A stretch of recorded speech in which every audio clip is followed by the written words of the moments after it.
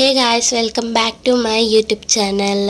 ಇವತ್ತು ಬಂದುಬಿಟ್ಟು ನಾವು ತಿಳಿಬೇಳೆ ಸಾಂಬಾರನ್ನ ಮಾಡಿದ್ದೀವಿ. ಇದು ಅನ್ನಕ್ಕೆ ತುಂಬಾ ಚೆನ್ನಾಗಿರುತ್ತೆ. ಇದಂತೂ ತುಂಬ ರುಚಿಯಾಗಿರುತ್ತೆ ಈ ಸಾರಂತೂ. ಹಾಗೆ ಇದು ಮಾಡುವುದು ಅಷ್ಟೇ ಈಸಿ ಐತೆ. ಬನ್ನಿ ಮಾಡೋಣ. ಈಗ ಫಸ್ಟು ಮೀಡಿಯಮ್ ಸೈಜ್ 4 ಈರುಳ್ಳಿ, ಹಾಗೆ ಮೀಡಿಯಮ್ ಸೈಜ್ 4 ಟೊಮೆಟೊ, ಹಾಗೆ 4 ಮೆಣಸಿನ್ಕಾಯಿ, ಹಸಿಮೆಣಸಿನ್ಕಾಯಿ, ಅರ್ಧ ಚಮಚ ಜೀರಿಗೆ, ಅರ್ಧ ಚಮಚ ಅರಿಶಿನ ಪೌಡ್ರು, ಹಾಗೆ ಅರ್ಧ ಇಂಚು ಹುಣಸೆ ಹಣ್ಣು, 30 ಸೆಕೆಂಡ್ ನೆನೆಸಿರೋಂತಹ ಬೇಳೆನ ತೊಗೊಳ್ಬೇಕು. ಈಗ 1 ಟೇಬಲ್ ಸ್ಪೂನ್ ಸಾಸಿವೆ, 1 ಟೇಬಲ್ ಸ್ಪೂನ್ ಜೀರಿಗೆ, 10 ರಿಂದ 12 ಕರಿಬೇವಿನ ಸೊಪ್ಪು, 4 ಟೇಬಲ್ ಸ್ಪೂನ್ ಎಣ್ಣೆ, 2 ಬ್ಯಾಡಗೆ ಮೆಣಸಿನ್ಕಾಯಿ, ಸ್ವಲ್ಪ ಕೊತ್ತಂಬರಿ ಸೊಪ್ಪು.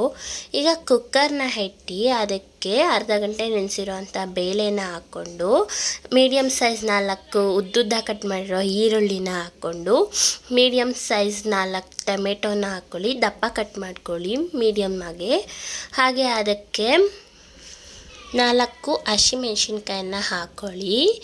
ಹಾಗೆ ಅದಕ್ಕೆ ಅರ್ಧ ಟೇಬಲ್ ಸ್ಪೂನ್ ಜೀರಿಗೆ ಹಾಕ್ಕೊಳ್ಳಿ. ಜೀರಿಗೆ ತುಂಬಾ ರುಚಿ ಕೊಡುತ್ತೆ. ಹಾಗೆ 1 ಟೇಬಲ್ ಸ್ಪೂನ್ ಅರಿಶಿನ ಪೌಡ್ರು.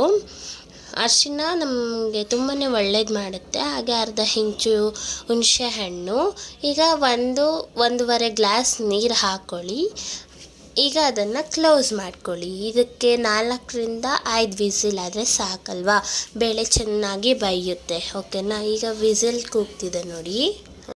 ಈಗ ಇದು ತುಂಬ ಚೆನ್ನಾಗಿ ಬೆಂದಿದೆ. ಬೇಳೆ ಎಲ್ಲ ಸಹ ನೋಡ್ಬೋದು ನೀವು, ಚೆನ್ನಾಗಿ ಬೆಂದಿದೆ.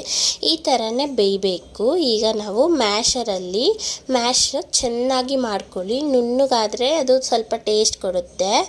ಸ್ವಲ್ಪ ದಬ್ರ ಆದ್ರೂ ಸಹ ಒಬ್ರೊಬ್ರಿಗೆ ಇಷ್ಟ ಆಗುತ್ತೆ. ಆ ಥರನೂ ನಾವು ಮಾಡ್ಕೊಬೋದು. ಈಗ ಇದಕ್ಕೆ ಎಷ್ಟು ತೆಳ್ಳಗೆ ಬೇಕೋ ಅಷ್ಟು ನೀವು ನೀರು ಹಾಕ್ಕೊಳ್ಳಿ. ನಾನು ಸ್ವಲ್ಪ ಹಾಕ್ಕೊಂಡಿದ್ದೀನಿ.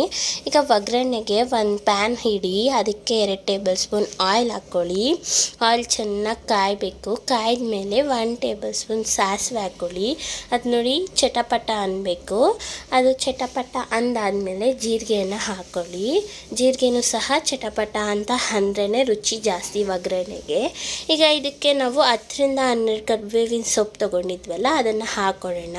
ಅದು ಸಹ ಚಿಟಪಟ ಅಂದಾದಮೇಲೆ ಬ್ಯಾಡಗೆ ಮೆಣಸಿನ್ಕಾಯಿ ಹಾಕ್ಕೊಳ್ಳಿ. ಇದು ಸ್ವಲ್ಪ ಫ್ರೈ ಆಗಲಿ ಅಂತ ಬಿಟ್ಟೆ.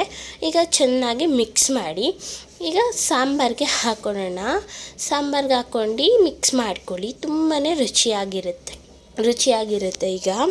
ಈಗ ನಾವು ಇದಕ್ಕೆ ಎಷ್ಟು ಬೇಕೋ ಅಷ್ಟು ಉಪ್ಪನ್ನು ಹಾಕ್ಕೊಬೇಕು. ರುಚಿಗೆ ತಕ್ಕಷ್ಟು ನೀವು ಸಹ ಉಪ್ಪನ್ನು ಹಾಕ್ಕೊಳ್ಳಿ.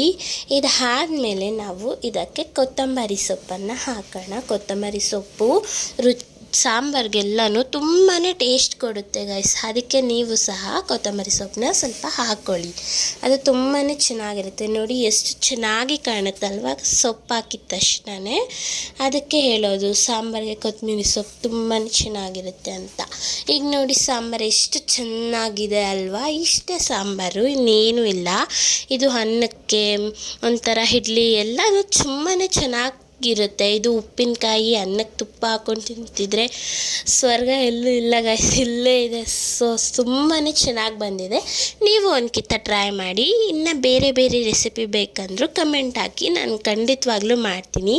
ಹಾಗೆ ನಮ್ಮ ಚಾನಲ್ ಇನ್ನೂ ಹೊಸದು, ಪ್ಲೀಸ್ ಸಬ್ಸ್ಕ್ರೈಬ್ ಮಾಡ್ಕೊಳ್ಳಿ.